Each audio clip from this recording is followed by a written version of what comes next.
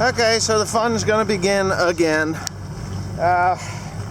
It's about 20 degrees out.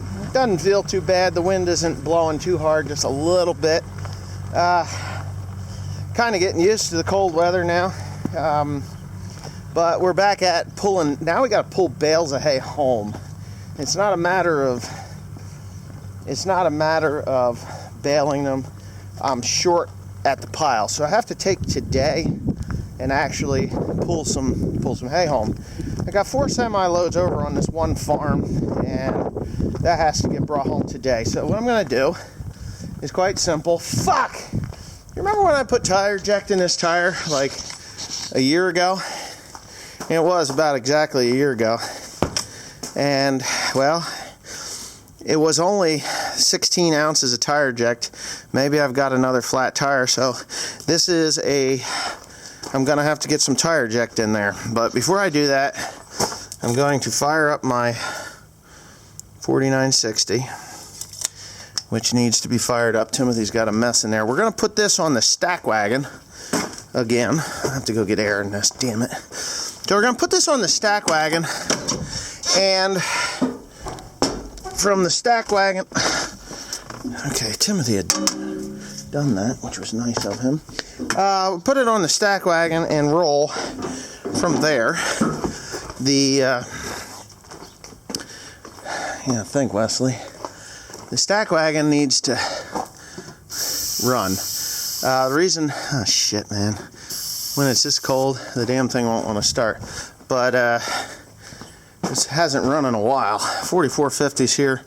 But I'm going to put it on the stack wagon so that Joseph can pull these bales home or back to a decent location. I'm going to put the skid steer on the loader. Come on, baby.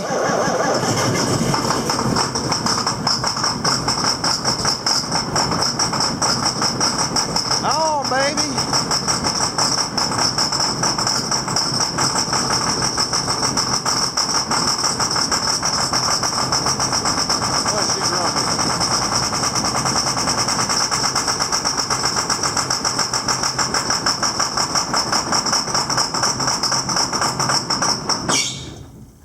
Would you ever have thought that it would do that? These tractors are designed to do that, so if you're like freaking out right now saying, holy shit, that tractor's gonna blow up, it's not.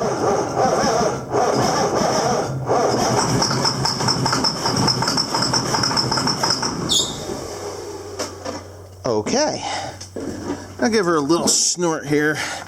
It's just, that's the way these P-pumps are.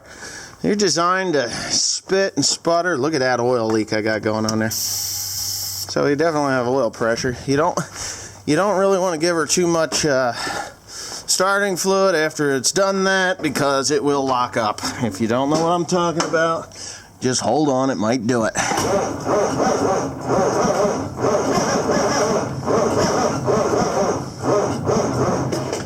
And that's the end of that. I don't have enough power in my batteries to start the tractor. That shocks me. Hold on here. I'm going to try another trick. We could do the crank the damn steering wheel trick. Nope. Cold weather and batteries. Even though these batteries are not old, we're going to have to do a take 2. I can't believe this fucking thing did that. Oh well, here we go. I'll be back. I fired that one up. That does never need starting fluid. Come on, you cranky old bitch. There she goes.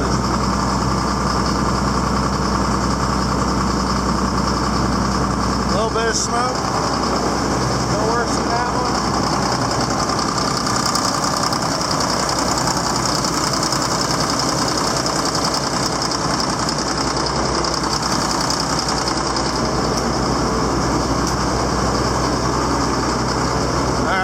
Put the tire eject in. I think it was Big Trucker 26. I'm pretty sure it was Big Trucker 26 sent me these. Huh. sent me this beautiful, a bunch of them out of like Amazon or something, and these were good. I've been putting them in just about every vehicle I own. Go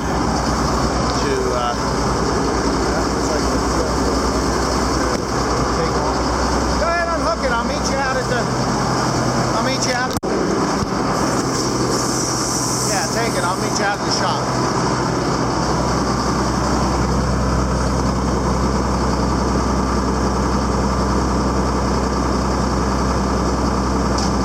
See, I put tire deck in. It won't take long. It'll seal right up. That's probably a new hole in it.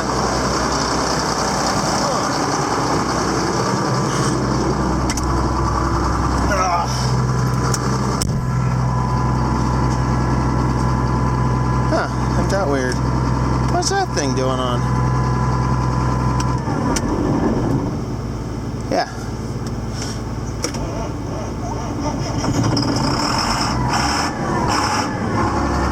There it went. I guess it just needed a kick in the pants. Things get cold, they get cranky. That's just the way they are. This tractor has always needed starting fluid. That tractor has never needed starting fluid. If I've ever... That thing off? Yeah, it is off. The damn flipper's stuck. So anyway, we're gonna run the stack wagon with this bad boy. Not even, oh, I was in first gear. So I'm thinking, as noisy as this thing is, I'm thinking I'm going to do a engine overhaul on this. It doesn't really need it yet. Well, I think it does. I think it needs it. It just, I don't know. I think there's a couple of pistons that don't, or cylinders that don't have the full compression because at the startup. So there's probably a broken ring in there someplace. I'll probably have the head sent out on this one just because it should be sent out. You know, I have a place that I know that can do it upright. And because this tractor, when I first got it, it would start better than it is now.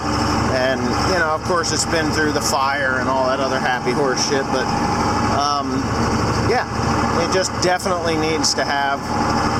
It definitely needs to have that engine looked at. So I think I'm just going to, if I get the chance, if I get all my hay made and everything's done correctly, I get the chance, I'm going to go ahead and pull it apart and see what it looks like inside there. And I feel like I have a low rear tire also. And I think we're full of fuel. I don't think I need any. When we get this thing warmed up, I'm going to check the engine oil and I checked the engine oil. I'm going to check the transmission oil and get that ready to go.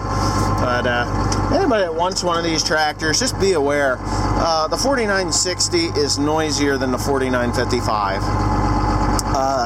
And it's just, you know, I know Travis, or not Travis, I know that Ryan is looking, from How Farms Works, is looking at a 4960. I don't know whether he's going to buy one or not, but just buyer beware when it comes to these tractors. They are noisy.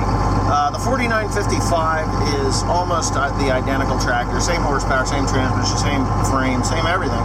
But inside, the seat is a little different. There's a couple of different creature comforts. And the one noticeable difference is the hood. A 4955 still has the exhaust through the hood and the intake through the hood, which makes it a much quieter tractor. That exhaust coming up that post, it just causes this thing to be really, really noisy. And, you know, that sucks. I don't like noisy tractors. Okay, so we're going to do this again because I screwed up. I didn't have my microphone on. Isn't that something?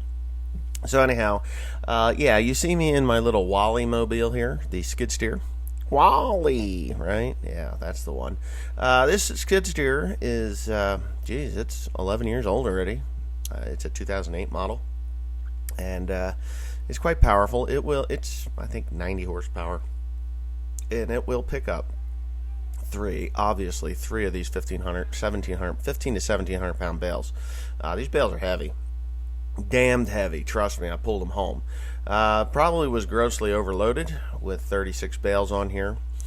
When I brought it home, if you saw my Instagram post, I brought it home with it's 11,000 pounds empty without any fuel or oil or even a anything on the front of the loader arms, but yeah, it's heavy, and you can see Joseph going with the stack wagon there. Oop, dropped one. Yeah, it's a powerful little devil, and I don't know that I would be without one of these things after owning this. Everybody's asking me, why don't you have a telehandler? Why don't you have a telehandler? Well, watch how I just turn and load.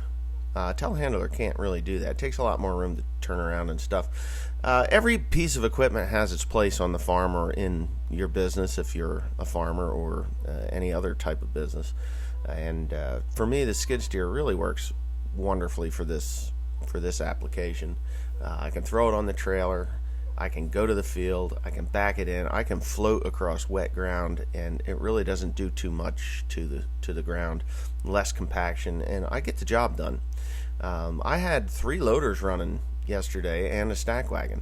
So my dad was in the 7410, Timothy was running loads home with the 8120, I was running loads home using this skid steer. So you can never have too many loaders, and I would love to have a telehandler. Believe me, I would just love to have a telehandler, but I just think that it would be a sight machine, just like this skid steer is when I need it, meaning that I would have to take it to a site like this and, load that way, or down at the hay pile, to load trucks in and out and things like that. And I just don't know. I mean, it's a lot of money to spend on a sight machine. If I could pull these wagons home with that machine, and I know there's a lot of guys out there saying, oh yeah, you could pull wagons home. I don't think so. Okay, I guess must have exceeded 20 minutes. What a pain in the ass. Anyway, he's almost done. I got one more trip in here, and then I'll be having to come back for my skid steer. There we go. 102 bales.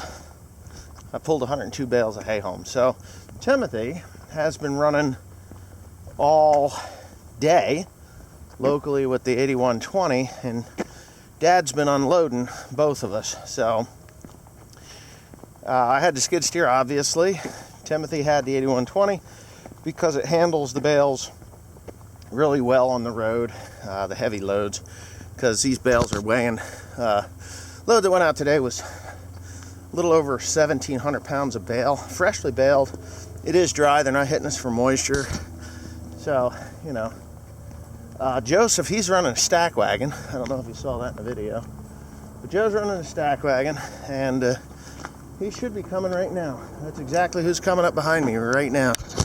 I'm gonna walk on down and get my skid steer. I left it down below. I have to grease it. It is deplorable. It is squeaking. It wasn't squeaking when I started, but it's squeaking right now. So we're still in that 20-degree range.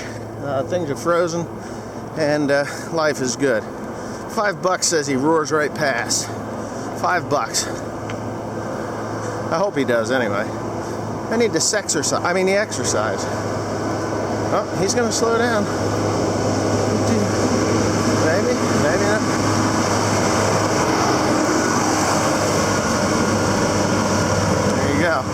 So he's coming home with them 4 bales. I guess there's 4 bales in there. They look a little beat up.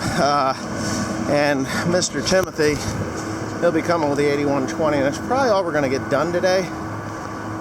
Maybe I'll send him to another place. But there's no point in me going because I'll never get there and back before dark. And I got other things to do yet today. So yeah, so Timothy's probably brought home close to 150 bales, or every bit of 150 bales, and I got 102. So we're good for the week.